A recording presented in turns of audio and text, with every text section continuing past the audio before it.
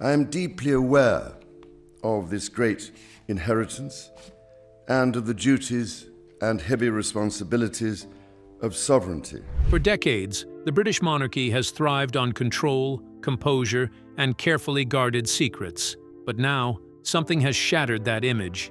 In a moment no one saw coming, King Charles III is reportedly overwhelmed, retreating as a storm tied to Queen Camilla explodes into public view.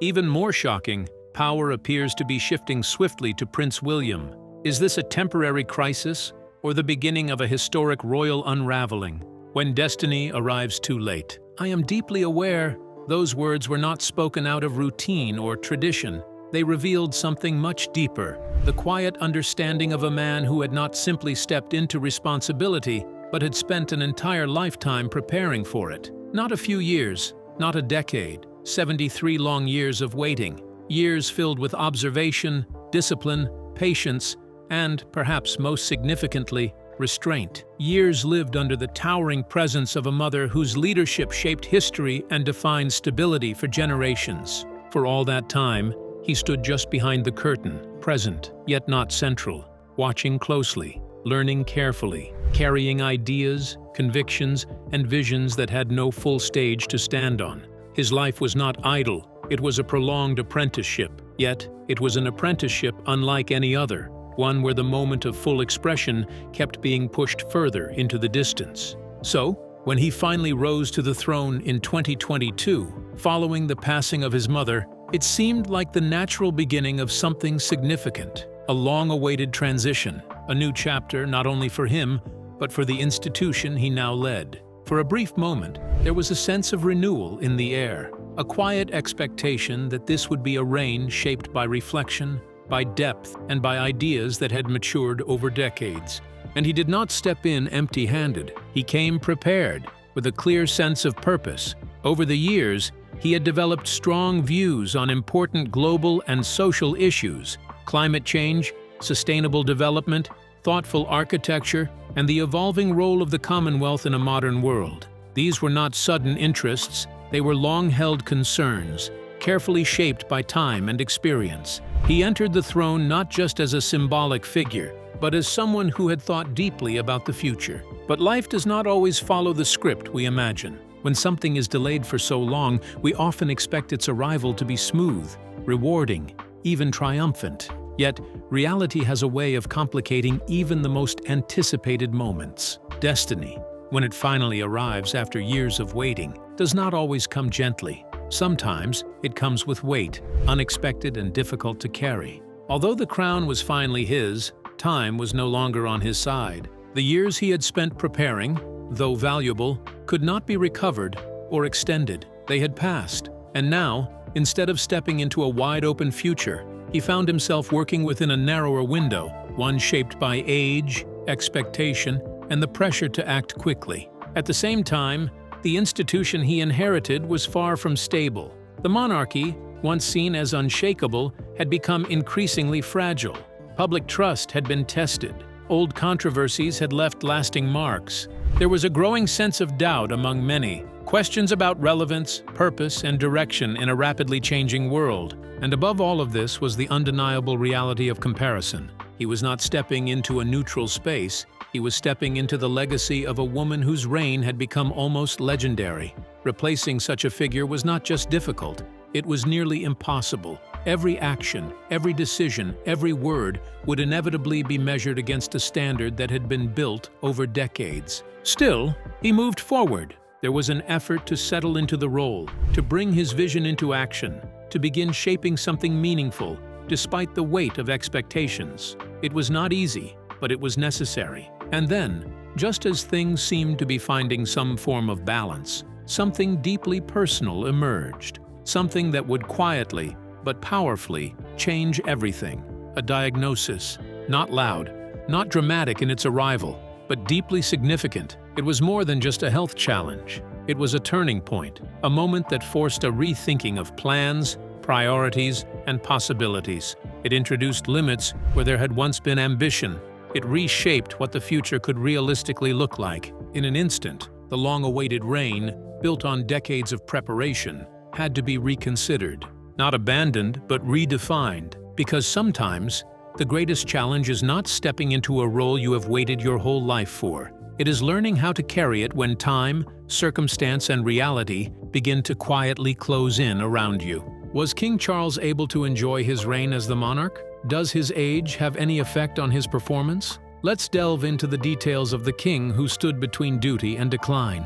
The invisible battle. In February 2024, a quiet announcement emerged from the palace, one that would subtly, yet powerfully, alter the course of everything that followed. King Charles III, it was revealed, had begun treatment for cancer. The message was delivered with the kind of calm precision the royal institution is known for. Every word was carefully chosen, every tone deliberately steady. It was meant to reassure, to maintain confidence, to preserve the sense that all was still under control. And on the surface, it worked, but beneath that composed statement lay a deeper, more unsettling reality, one that no polished announcement could truly soften. Here was a 75-year-old monarch, only just settling into a role he had waited a lifetime to assume, now facing a deeply personal and unpredictable battle. Illness does not respect titles. It does not adjust itself to tradition, duty, or carefully planned royal calendars.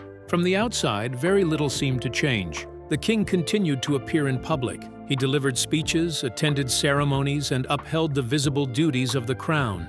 The monarchy, as it has done for generations, projected an image of continuity and strength. To many, it seemed as though the rhythm of royal life carried on undisturbed. But for those paying closer attention, something was different. The change was not loud or dramatic. It was subtle, almost easy to miss. Yet it was there. The pace began to slow. Engagements that once filled the calendar with relentless consistency became fewer, more spaced out. Appearances were no longer as frequent, nor as physically demanding. There was a noticeable shift in energy, a quiet recalibration of what could be done and how it could be sustained. What once seemed effortless now required intention. Where the king had previously moved through packed schedules with endurance shaped by decades of preparation, there was now a sense of careful planning behind each step. Every public moment appeared more deliberate. Every outing seemed weighed, considered, and measured. This was not a sign of surrender. It was something far more complex, and in many ways, far more powerful. It was resilience. It was the image of a man who, despite personal uncertainty, chose to continue serving. A man balancing the immense weight of responsibility with the private reality of his own physical limits. There was a quiet determination in that balance, a refusal to let the illness define him, even as it inevitably shaped the boundaries within which he could operate. Yet time has a way of revealing truths that cannot be ignored. Behind the scenes, within the palace walls, a more difficult realization began to take root. It was not spoken loudly, but it was understood. This reign, so long anticipated, so deeply prepared for, might not unfold as once imagined. There were plans, visions, and ambitions that had been carried for years, even decades. Ideas about legacy, about impact, about what this chapter of history would represent. But now, those aspirations were being quietly re-examined in light of a new and uncertain reality. Because illness does not only challenge the body, it reshapes time. It introduces limits where there were once none. It forces choices where there was once freedom. It creates a gap between what one hopes to do and what one is truly able to complete. And it was within that gap that something significant began to form. A space between intention and reality. A space where expectations had to be adjusted, where roles might need to evolve, and where the future could no longer be assumed to follow a predictable path. This was no longer just a personal battle. It was a moment that carried implications far beyond one individual. The monarchy itself, an institution built on continuity, symbolism, and careful transition, now found itself quietly adapting to circumstances it could not control. What emerged from this moment was not immediate or obvious. It did not arrive with headlines or formal declarations. It took shape slowly, in decisions made behind closed doors, in responsibilities subtly shifting, in the growing awareness that the story of this reign might not be defined solely by what is accomplished, but also by what must be passed on sooner than expected. And in that quiet, unfolding space, between strength and limitation, between duty and reality, something new was beginning to rise. Apart from his health, was there any other great challenge that threatened King Charles's reign as the monarch? How did he handle it? Let's dive into the details of the crown's breaking point: scandal, sacrifice, and the cost of blood. If illness had already begun to weaken the very core of the monarchy, scandal came like a force that rattled everything built upon it. For years, the name Jeffrey Epstein hovered like a dark cloud near the royal family, uncomfortable, persistent, and impossible to fully ignore. At the center of that shadow stood Prince Andrew. What began as troubling associations gradually turned into a crisis that demanded careful handling. The palace responded the only way it knew how: quietly, strategically, and with measured control. Public duties were taken away. Appearances became rare. Official statements were polished, precise, and deliberately limited. For a time, it seemed like the storm had been contained, or at least pushed far enough out of sight. But by 2025, that fragile sense of control began to slip. New documents emerged, and this time, they carried more weight. They were not vague or easy to dismiss. They were detailed, direct, difficult to explain away. What had once been a managed narrative quickly turned into a renewed wave of questions, louder, sharper, and far more demanding than before. The media, sensing the shift, intensified its focus. Coverage became constant. Every development was analyzed, every silence questioned. Public patience wore thin, and the pressure began to build in a way that could no longer be softened by carefully worded responses. Inside the palace walls, the atmosphere changed. What had once been treated as a situation to manage quietly was now something far more serious. The usual methods, distance, silence, controlled messaging, were no longer enough. The issue had grown beyond containment. It required action, clear, visible, and final. The weight of that decision fell squarely on King Charles. By October 2025, the moment he had long hoped to avoid could no longer be delayed. With the monarchy's stability at stake, he made a choice that was as necessary as it was deeply painful. Prince Andrew was formally stripped of the last remnants of his royal role. He was also asked to leave his residence, marking a clear and public separation from the life he had lived for decades. To the outside world, the move was seen as firm leadership. It was decisive, even overdue in the eyes of many. It signaled a monarchy willing to protect its future, no matter how difficult the cost. But behind the headlines, the reality was far more complex. For King Charles, this was not simply a matter of duty or reputation. This was his brother, not a distant relative or a figure defined only by public controversy, but someone he had grown up with, shared memories with, lived a lifetime beside. The decision was not just institutional, it was deeply personal. Removing Prince Andrew from royal life was not just about protecting the crown. It was about drawing a painful line between responsibility and family. It meant choosing the survival of an al-Muassasa over the bond of brotherhood. And that kind of choice does not come without a cost. For a man already facing serious health challenges, the emotional toll was significant. While the public moved on quickly, as it often does, the weight of that moment did not simply fade away for him.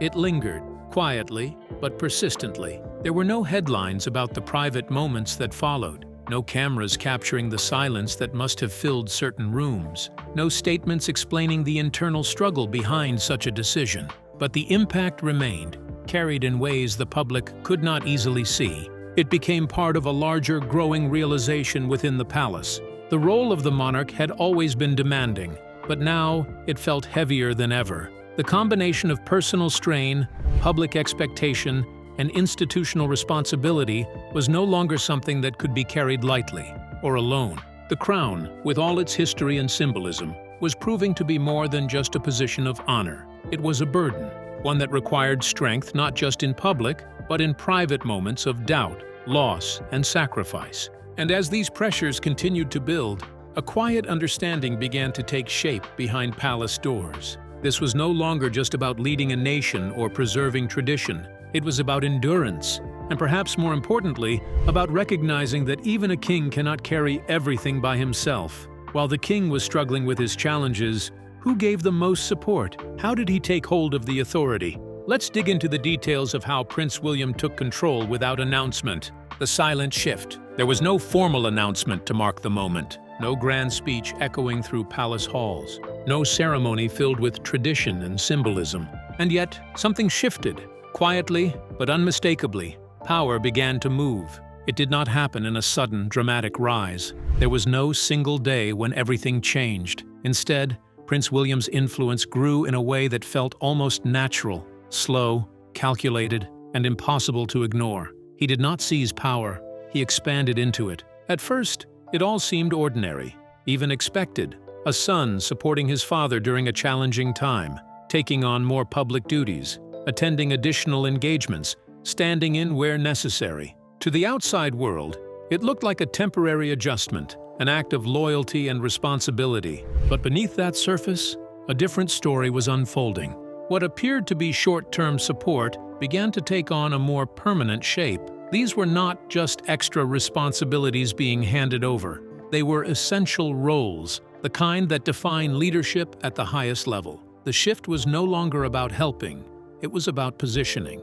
Gradually, Prince William began to step into spaces that had long been associated with his father. On the global stage, his presence became more frequent and more significant. International events, high-level meetings, and major initiatives started to feature him not as a placeholder, but as a principal figure. One of the clearest signs was in the area of climate leadership. A cause that had been closely tied to King Charles for decades began to flow more directly through William. But this was not mere continuation, it was transformation. William brought his own voice, his own urgency, and his own authority to the conversation. When he spoke, it was no longer as a representative, it was as a leader in his own right, and people noticed. His appearances were no longer symbolic gestures meant to maintain continuity. They carried weight, decisions followed his involvement, his words influenced direction. His role had shifted from presence to power. Yet, the most significant changes were not visible to the public eye. Behind the closed doors of the palace, the transition was even more pronounced. Information that would once have been reserved for the monarch began to flow directly to William. Critical briefings, sensitive updates, and strategic discussions increasingly included him, not as an observer, but as a central voice. Senior advisors, many of whom had long served the institution, started to engage with him more directly. They did not simply inform him, they sought his input. They asked for his perspective on long-term plans, on decisions that would shape the future of the monarchy itself. Even government interactions began to reflect this shift. Communication channels that traditionally centered around the reigning monarch began to connect more frequently with William's office. It was subtle but deeply telling. This was no longer preparation for a future role. This was active leadership. Prince William was not standing by, waiting for the crown. In many ways, he was already operating as though he carried its weight. His actions, his responsibilities, and his influence all pointed to one undeniable reality. He had become the monarchy's central decision-maker in practice, if not yet in title. And perhaps the clearest proof of this transformation came during a moment of crisis. When the situation involving Prince Andrew reached its peak, the monarchy faced a difficult choice, one that would test its priorities and its strength. It was not just a family matter, it was an institutional challenge, one that threatened public trust and credibility. In that moment, William's stance was firm. He supported decisive action. He leaned toward protecting the integrity of the monarchy, even when it meant making painful choices. Where others might have hesitated, weighed down by personal ties and emotions, he showed clarity. He chose the institution. That decision sent a powerful message, not just to the public, but within the palace itself. It revealed a level of readiness that could not be ignored. Leadership is often defined not by easy choices, but by difficult ones. And in that moment, William demonstrated that he understood what the role demanded. The response within royal circles was quiet but decisive. There was no need for a formal declaration, no need to publicly acknowledge what had already become clear. The monarchy adjusted, not loudly, not dramatically, but deliberately. It began to reorganize itself around the reality that Prince William was no longer just the future of the institution. He was its present force. His influence, his judgment, and his leadership had already taken root. And so, without a single announcement, without a moment of spectacle, a new center of power emerged, not declared, not crowned, but fully in motion. Where was Camilla while William silently took over? How did his ascension affect her? Let's talk about Camilla's journey in the royal family. The Queen under pressure. For Queen Camilla, acceptance was never something that came quickly or easily. Her path into the core of the British monarchy was not a smooth ascent, but a slow and often painful journey, shaped by public judgment, criticism, and years of quiet endurance. At a time when scrutiny was intense and opinions were harsh, she chose not to fight back loudly. Instead, she leaned into patience. Rather than constantly defending herself, she allowed time, consistency, and steady presence to gradually reshape how people saw her. And over time, that quiet strategy began to work. Public resistance softened. The sharp edges of criticism dulled. While she may never have become universally adored, she achieved something just as important within royal life: broad acceptance. By the time King Charles III ascended the throne, Camilla had firmly secured her place beside him. She was no longer seen as an outsider forcing her way in, but as a recognized and established figure within the institution. It seemed, at last, that the most difficult chapters were behind her. But then, an unexpected complication emerged, one that no amount of patience could fully prepare for. The renewed global attention surrounding Jeffrey Epstein did not remain limited to those directly involved with him. Instead, it began to ripple outward, drawing in anyone who had even the most distant or historical connection. Old associations, long forgotten by many, were suddenly dragged back into the spotlight and examined with fresh intensity. One such connection involved Sarah Ferguson. Her past link to Epstein, which had once faded into the background, resurfaced with renewed force. What might once have been dismissed as a closed chapter was now being reopened and scrutinized in a very different climate. And this is where things became delicate for Camilla. Her long-standing friendship with Sarah Ferguson had never been seen as controversial before. It was simply one of many relationships within royal and social circles, but under the harsh glare of renewed public and media attention, even harmless connections began to look complicated. What was once ordinary now carried a certain sensitivity. Inside palace walls, concern began to grow.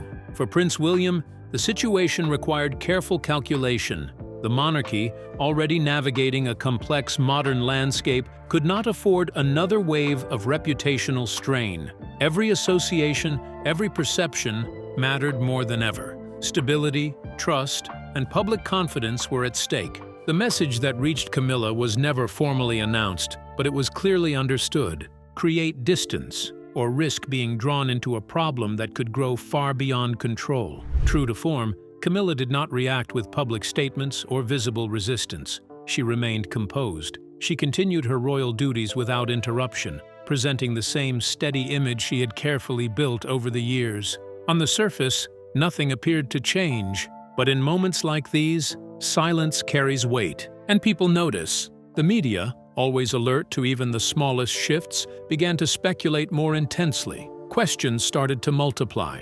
Observers read between the lines, analyzing gestures, appearances, and absences. The tone of coverage subtly shifted, from calm observation to cautious curiosity. Behind the scenes, within the palace itself, the changes were even more meaningful. They were not loud or dramatic. There were no official announcements or visible confrontations. Instead, they were quiet adjustments, the kind that only those paying close attention would recognize. Her access began to narrow. Her inclusion in certain discussions became less consistent. Her influence, while still present, no longer carried quite the same central weight. None of this stripped her of her title. She was still queen. Her position remained intact, her role still visible to the public eye. But something deeper had shifted. She was no longer always at the very center of the conversation. And within the carefully structured world of royalty, that distinction, subtle as it may seem, can mean everything. Why did Camilla initially face rejection from the public and members of the royal family? Which scandal painted her bad before the people? Let's find out. Camilla's most infamous scandal. The scandal that would come to be known as Tampon Gate, also referred to by some as Camilla Gate, stands as one of the most shocking and humiliating episodes in the recent history of the British monarchy. At its center were King Charles III and Queen Camilla, two figures whose private lives suddenly became fodder for global scrutiny. What began as a seemingly ordinary phone call in December 1989 soon spiraled into a controversy that would dominate headlines, haunt reputations, and leave an indelible mark on the royal family's public image. At the time of the call, both Charles and Camilla were married to other people, Charles to the iconic Princess Diana and Camilla to Andrew Parker Bowles. The conversation, which lasted roughly 6 minutes, was meant to remain private, a fleeting glimpse into the personal lives of two adults entangled in a delicate, secret relationship. Fate, however, had other plans. A radio enthusiast, using scanning equipment purely out of hobbyist curiosity, accidentally intercepted and recorded the conversation.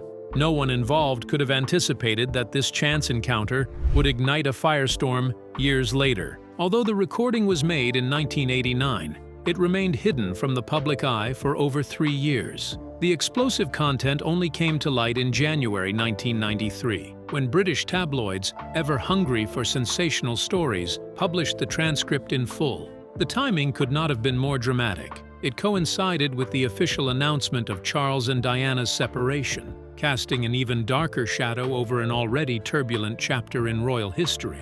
What made Tampon Gate truly scandalous was not merely the breach of privacy, but the deeply personal and suggestive nature of the conversation itself. The transcript revealed an intimacy between Charles and Camilla that went beyond friendship or casual familiarity. Listeners were confronted with flirtatious language and emotional confessions that confirmed long-standing rumors of an extramarital affair. For the public, who had long viewed Diana as the beleaguered people's princess, the recording was both shocking and, for many, profoundly disillusioning. It seemed to validate the whispers of betrayal that had circulated in royal circles for years. The fallout was immediate and brutal. The monarchy, already under scrutiny due to other leaks and scandals, faced unprecedented embarrassment. Charles, once seen as a reserved and dignified heir to the throne, now appeared entangled in a scandal that questioned not only his judgment, but also his moral character. Public opinion, for many, shifted sharply. Critics debated whether someone whose private indiscretions were so widely known could ever serve as a credible future king. Camilla bore the brunt of the public backlash. Media narratives painted her as the instigator, the woman who had come between Charles and Diana. Headlines vilified her, and she became the symbol of perceived betrayal. Enduring years of intense hostility and vilification, the public's anger was relentless, fueled by tabloid coverage that emphasized her role in the breakdown of what had been viewed as one of the world's most iconic marriages. Tampongate did not exist in isolation. It came amid a series of leaked royal communications, each one feeding a growing sense of instability and chaos surrounding the monarchy. These leaks created a climate in which private moments, once considered sacrosanct, were treated as public property, leaving royal figures exposed and vulnerable. Yet, it was Tampongate that captured the imagination and ire of the public, leaving a particularly lasting scar on the collective perception of Charles and Camilla. In the years that followed, both endured the consequences of the scandal in different ways. Charles worked to repair his public image, demonstrating a capacity for resilience and discretion, while Camilla gradually emerged from the shadows of infamy, slowly reshaping her reputation through patience, public service, and careful navigation of the royal spotlight. Despite the scandal's intensity, it ultimately revealed the human dimensions of monarchy, a world where personal emotions collide with public duty and where even the most private moments can become matters of public debate. Tampongate remains more than a mere footnote in royal history. It reshaped public perceptions, altered media treatment of the royal family, and highlighted the vulnerabilities inherent in lives lived under constant scrutiny. For Charles and Camilla, it was a scandal that tested their resilience, defined a period of public judgment, and left an enduring mark on the monarchy's modern narrative. A reminder that in the glare of public attention, even private conversations can become historic events. Now that these challenges have compelled King Charles to hand over to Prince William, what does the monarchy stand to gain? Will the monarchy survive the transition? Let's take a look at the monarchy as it is being redefined from within. The transition already complete. For centuries, the British monarchy has thrived on a single, almost paradoxical principle: change everything, while making it seem like nothing has changed. This delicate balance, of preserving tradition while quietly adapting to the world has been its secret to survival. And now, history seems to be repeating itself in the most fascinating way. There has been no grand announcement, no official declaration, no public signal that a seismic shift is underway. King Charles III still sits on the throne, performing all the duties expected of a reigning monarch. He meets with politicians, greets foreign dignitaries, and carries the symbolic weight of centuries with unwavering composure. To the public eye, the monarchy appears stable, unshaken, and resolutely continuous. Yet beneath the polished surface, the machinery of power has quietly shifted. A dual system has taken shape, one that the world may not yet fully grasp. King Charles continues to represent stability and continuity, embodying the traditions, history, and ceremonial gravitas that define the monarchy. But alongside him, a new force is emerging. Prince William, the heir, is taking on a role of active leadership, quietly shaping the future. One figure preserves the present and the past, the other drives the direction of what is to come. This is not abdication, it is evolution, a carefully managed, strategic realignment that reflects foresight and subtlety rather than crisis. Inside Buckingham Palace, there is a quiet acknowledgement that the monarchy must adapt to survive, that power can shift without spectacle, and influence can move without upheaval. Even the meticulously crafted plans for the next stage, referred to internally as Operation Menai Bridge, have been refined, tested, and made ready. When the public is eventually made aware, the transition will appear seamless, natural, and almost inevitable. But in reality, the most significant transition has already occurred. The core of influence, the true weight of decision-making, has subtly shifted to William. He is the center of gravity within the royal family now, quietly steering initiatives, shaping public perception, and preparing for the moment when his role will become fully visible. Power has moved, not with fanfare, but with precision. Influence has shifted, without triggering the chaos one might expect from such a profound change. What is perhaps most remarkable is how effortlessly the monarchy absorbs these shifts. There is no visible panic, no disruption of ceremonial life, no sign of collapse. The institution does not break, it bends, it adapts. It moves like a great living organism, flexible enough to endure centuries of political change, social upheaval, and public scrutiny, all while maintaining an image of continuity and poise. Inside the palace walls, the future is already quietly in place. Decisions have been made, roles have been defined, strategies are being implemented. And yet, the world continues to watch the monarchy through the lens of tradition, believing that nothing has changed, even as the very axis of power tilts ever so subtly toward the next generation. The question, then, is no longer what will happen. The question is when the world will finally recognize that the future has already arrived. The delicate dance of tradition and change has been rehearsed to perfection. The baton has been passed, even if only in whispers. And as the monarchy moves forward, it reminds the world of a truth that has endured for centuries. The crown does not fall, it evolves. In the end, the drama is not in upheaval or scandal. It is in quiet, calculated transformation. A monarchy that can shift the seat of influence without ever breaking the public's trust proves that its greatest strength lies not in the pageantry of the present, but in the unseen strategies of tomorrow. And in that invisible yet undeniable transition, history is quietly being made. So, what do you think about King Charles's voluntary handover? Could Charles ever forgive Camilla for her scandals? We'd love to hear your opinions in the comments below, and don't forget to like and subscribe.